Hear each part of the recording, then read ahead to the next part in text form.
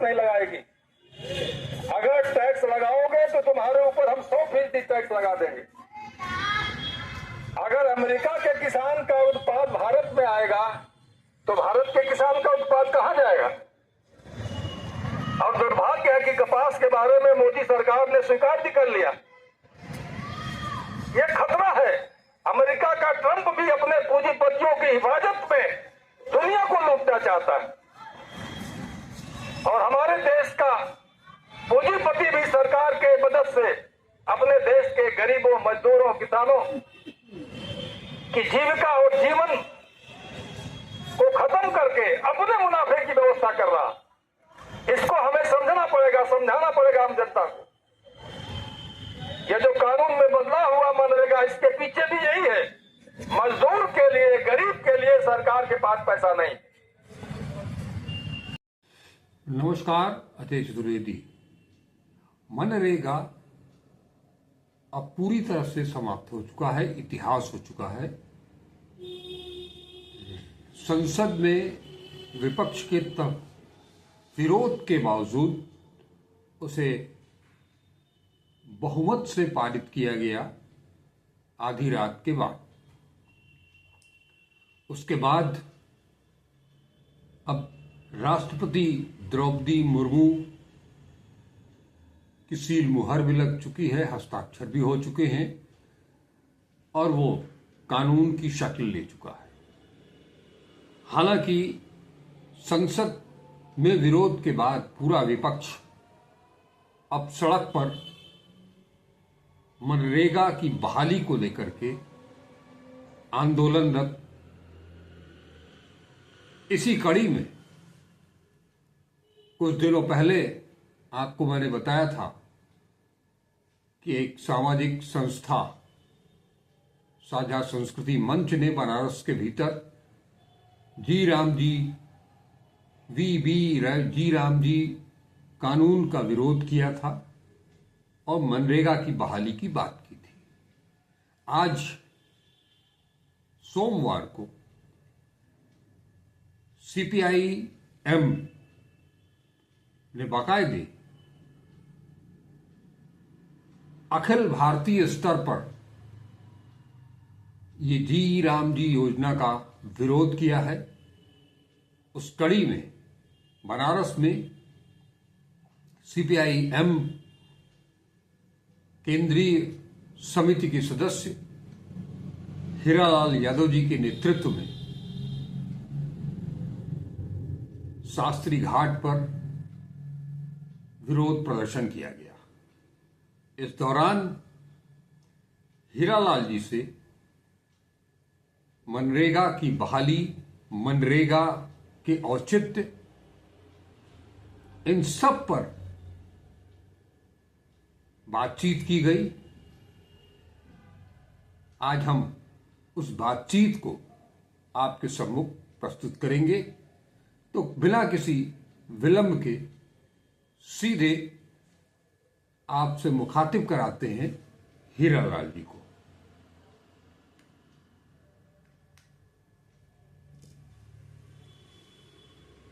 कानून है, इससे किसानों का कोई लाभ नहीं होगा और थोड़ी बहुत जो काम गांव के गरीबों को मिलता था अब वो भी खत्म होगा। क्योंकि जो असली मंशा है सरकार की वो ये है कि गांव के गरीबों के लिए जो अब तक फंड थोड़ा बहुत आता था उसे भी खत्म कर दिया जाए। क्योंकि ये उदारीकरण की नीतियों पर चलने वाली मोदी की, भाजपा की मोदी सरकार गांव के गरीबों को पैसा नहीं देना चाहती और वो जो भी बजट का पैसा है उसको भी अधिक से अधिक वो कारपोरेट के लिए इस्तेमाल करना चाहती है। इसीलिए एक मुख्य मंशा उसकी यही है कि जो गरीबों को थोड़ी बहुत काम के नाम पे फंड दिया जाता था उसे भी ख़त्म कर दिया जाए। हाँ, ज़रूर कुछ जुमलेबाजी है, जैसे पहले भी 14 से ही बड़ी बड़ी जुमलेबाजियाँ हैं। उसी चिर परिचित अंदाज में एक जुमलेबाजी इसमें और भी है कि 100 के बजाय 125 दिन तक काम ये बदलेगा। यह जुमलेबाजी है जब आप फंड ही नहीं लोगे तो 125 नहीं 150 कर दो, सवाल ही नहीं होता। तो जो असली मकसद है वो ये है कि इस योजना को खत्म किया। इसमें जो मनरेगा में था, जो हम लोगों ने समझा कि आप काम मांगते थे, आपको मौके पर जो है वो काम मुहैया कराया जाता था। ये कराना उस पंचायत का, राज्य सरकार की जिम्मेदारी होती थी। काम किसको देना है, कहाँ काम कराना है, इसका निर्णय ग्राम पंचायतें किया करती थी। आज की स्थिति में जो धन का आवंटन था वो 90% केंद्र सरकार देता था, 10% जो है वो राज्य सरकार का हिस्सा होता था। ये सारा कुछ आपने बदल दिया है। इसमें 60% केंद्र देगा, 40% राज्य को खर्च करना पड़ेगा। इसके अलावा काम कहाँ होगा, कैसे होगा, कौन लोग कराएंगे, क्या इसका भी जो निर्धारण करना है वो क्या अभी भी पंचायत के पास रहेगा, ये वो केंद्र सरकार खुद इसको तय करेगी। अभी तो पंचायत का सिस्टम रहेगा जी, लेकिन ये धीरे धीरे उसको भी बदलेंगे, क्योंकि जो इन्होंने 60% राज्य के हिस्से में फंड डाल दिया जी, तो राज्य पहले से ही परेशान है संसाधनों के मामले में, जी, वो इसे कर नहीं पाएंगे। और इन्होंने एक काम और कर दिया कि जब पीक आवर होगा खेती का, हाँ, उस समय काम आप नहीं मांग सकते। 60 दिन का उसमें भी 60 दिन आप blackout काम किया। नहीं मांग सकते। तो इसका मतलब ये हुआ कि जो पीक आवर होगा उसमें बड़े बड़े जो लैंडलॉर्ड हैं, यानी किसान हैं, उनकी मर्जी पर मजदूर काम करें। अभी क्या होता था कि उसे दूसरा काम मिल रहा है तो 240 या 50 मजदूरी मिल रही है तो वहाँ नहीं जाता था।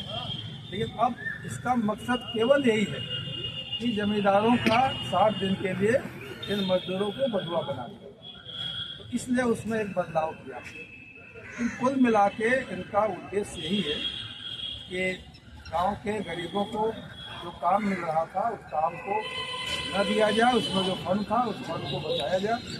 हमारी मांग तो ये भी थी लंबे समय से कि शहर के गरीबों को भी इसी तरह की गारंटी योजना बनाई जाए काम की, लेकिन उसको देने के बजाय जो था उसमें भी खतरा मरा है। इसमें है, जैसा आपने बताया कि 40 जो रेशियो है धन आवंटन का, 60% उनका है, 40% 60 राज्य का है, 40 केंद्र का।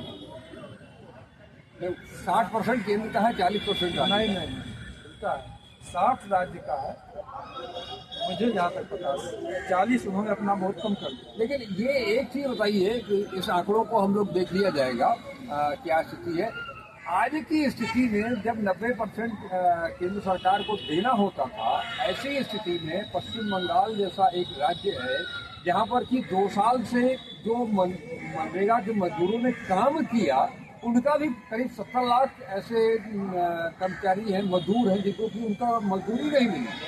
उसकी मांग की जा रही है कि आप उसका पैसा भेजिए, तो उसका कोई जवाब नहीं आता है। उल्टे में मनरेगा जिसके माध्यम से काम कराया गया वो तो ये जो स्थिति बन रही है कि जितनी भी गैर भाजपा शासित राज्य होंगे जहाँ पर कि गैर भाजपा पार्टियों की सरकार होगी, वहाँ तो ये कभी बजट आवंटित ही नहीं करेंगे और उसके अलावा वहाँ कोई कार्य दिवस भी सृजित नहीं होगा।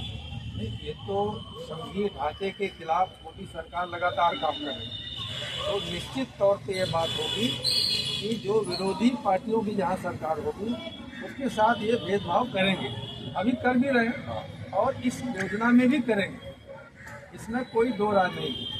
और जो 100 दिन का काम की गारंटी थी उसमें भी उत्तर प्रदेश में मुझे सही आंकड़ा ठीक से नहीं आता, लेकिन 40-45 दिन से ज़्यादा काम नहीं मिलता। तो अब वो 125 दिन करने से नहीं होगा, वो काम तो अभी और कम होगा नहीं। तो मकसद यही है। और बकाया 3-3 महीने तक करोड़ों मजदूरों का 3-3-6-6 महीने तक बकाया रहता है। और यहाँ तक हो गया, एक सर्वे था पश्चिमी यूपी में कि मनरेगा मजदूरों का इतने गरीब लोग हैं कि वो उसी पैसे से उनका चूल्हा जलता है, लेकिन जब 3 महीने तक 6 महीने तक नहीं मिलेगा काम का पैसा तो फिर उनका मन भी हट रहा था कि हम क्या करें, कैसे करें। तो कुल मिला के दूसरे तरीके भी है, सरकार के पास जो उन्हें इस योजना से दूर करती है, बकाया रख करके, कम काम देख करके और तरह तरह के और भी उनके कई सारे हथकंडे। जो मनरेगा था शुरू में नरेगा आया, उसके बाद फिर आप लोगों ने मिल करके उसका नाम भी बदला, उसके साथ महात्मा गांधी को जोड़ा।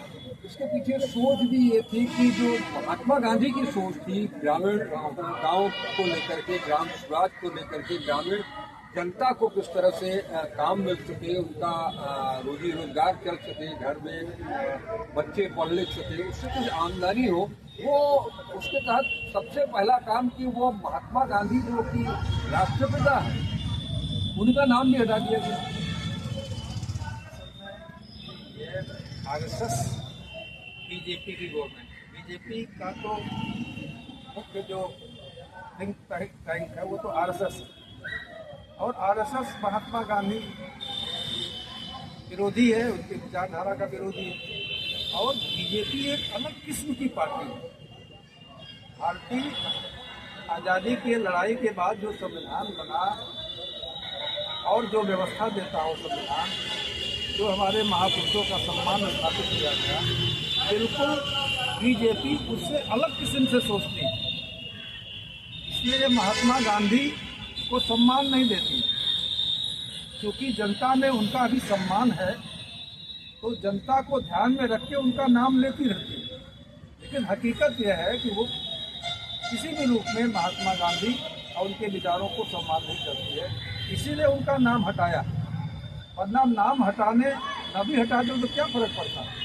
आपने अंदर से तो बहुत सारा बदलाव कर दिया खत्म करने का, तो महात्मा गांधी का नाम रहने से कोई दिक्कत नहीं थी। लेकिन इनकी दिक्कत है कि ये अलग तरह से सोचते हैं। हिंदू संविधान जो हमारा संघीय लोकतांत्रिक ढांचा है, उसकी जगह ये हिंदू राष्ट्र का ढांचा लाना चाहता है। इसलिए जितने हमारे आइकन हैं आज़ादी की लड़ाई उसके बाद के, वो चाहे वामपंथी हो, चाहे कांग्रेसी हो, चाहे नेहरू हो, चाहे महात्मा गांधी हो, इसीलिए इनका मकसद होता है कि इन्हें बाहर करो या इन्हें बदनाम करो, जनता को इनके खिलाफ खड़ा करो। तो वही उनका मकसद है कि महात्मा गांधी को हटाया जाए, ताकि कम से कम एक जगह तो उनका और नाम कम हो जाए। गाँव के गरीबों में महात्मा गांधी का नाम जाता है, वो काम मांगते हैं, कम से कम नई पीढ़ी के लोग भी तो महात्मा गांधी जानेंगे कि कौन है। इसलिए भी उनका एक द्वेष है। यह एक तरह से महात्मा गांधी का अपमान है, जो आरएसएस के चिर परिचित विचारधारा में शामिल है, उनकी परंपरा में शामिल है। हम केवल अपने झोले में अपनी तस्वीर के साथ जो है वो लोगों को अनाज दिया करेंगे कि इस देश का नेता यही है और इसी ने देश को आजाद कराया है, यही भारत का असली नेता है। और राम जी ले आने के पीछे भी एक सोच हो सकती है कि गांधी का नाम हटा दो, उसकी जगह एक राम को ले आ दो, तो हम उसको जस्टिफाई भी कर सकेंगे कि हम व्यक्ति नहीं भगवान को पूछते हैं। बिल्कुल ये भी है, ये भी उसके पीछे अंतर्निहित है, उनका लक्ष्य है कि राम जी को, क्योंकि राम जी को तो बना ही रहे अयोध्या में और जगह पे, तो यहाँ भी वो राम जी को इसीलिए लाए हैं ताकि लोगों को भ्रमित करें राम के नाम पर, और गरीब आदमी को भी इससे जोड़ें। अपनी फोटो जरूर लगाएंगे बोलने पर, और इसलिए कि देखिए हर तानाशाह यही करता है, वो कोई न कोई अपनी भविष्य के लिए मरने के बाद उसकी स्मृति बनी रहे, इसके लिए वो काम करता है। लेकिन एक चीज हम पूछना चाहेंगे, ये जो जी राम जी करके ले आए हैं, इससे गुलामी दास्ता की दूर नहीं आती है? जिस तरह से साहूकारों के ज़माने में, जमींदारों के ज़माने में, राजे रजवाड़ों के ज़माने में, जब वो एक कामगार उनके पास जाता था, जी मालिक जी, उस टाइप का टोन मुझे नहीं दिखाई देता है, जी राम जी। वो तो संक्षिप्त उसका है, लेकिन ये तो ले आया गया ना, आजीविका और रोजगार में क्या अंतर है? ग्रामीण उसमें उसका जो फॉर्म है वो तो अलग है। वो विकसित भारत का भी हो गया, उसके बाद फिर तो आप जो लेकर के आए उसको जानबूझकर वो बिठाया गया है जी राम जी। बिल्कुल ये हो सकता है, क्योंकि ये देखिए बहुत सोच समझ के काम करते हैं। ये अपने विचारधारा में उनकी पूरी थिंकिंग है लगातार दिन रात, कि किसी न किसी रूप में कैसे हम अपने विचारधारा को जनता के बीच में ले जाएं। और इस पे पूरा आरएसएस, पूरा उनका नेटवर्क है, अरबों अरबों रुपए खर्च हो रहे हैं। उनके तमाम इंटेलेक्चुअल हैं। आरएसएस की जो टीम है गांव-गांव घूम रही है, नई शिक्षा नीति ला रहे हैं, उसमें भी ये सब काम कर रहे हैं।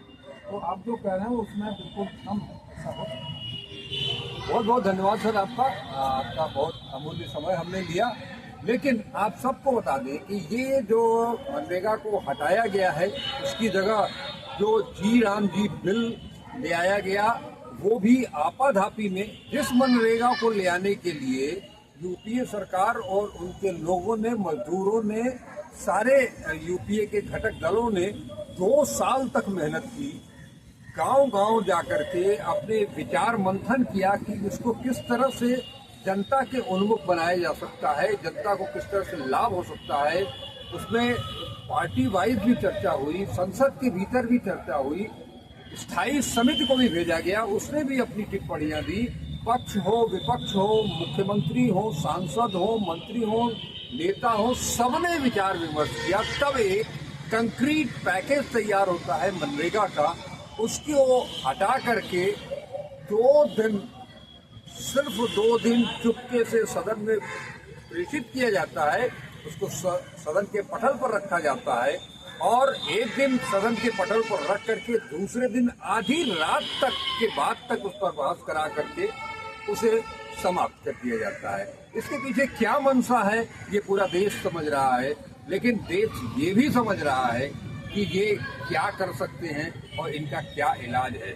अभी धरना प्रदर्शन के दौरान हीरालाल जी ने कहा कि अब वक्त केवल बात करने का नहीं है, संसद हो या असेंबलीज हो, वहाँ भी केवल हम लड़ करके कुछ हासिल नहीं कर सकते हैं। तो हासिल करने के लिए हम सबको जनता के बीच जाकर के, उन्हें समझा बुझा करके अपने हक के लिए सड़क पर उतरना होगा।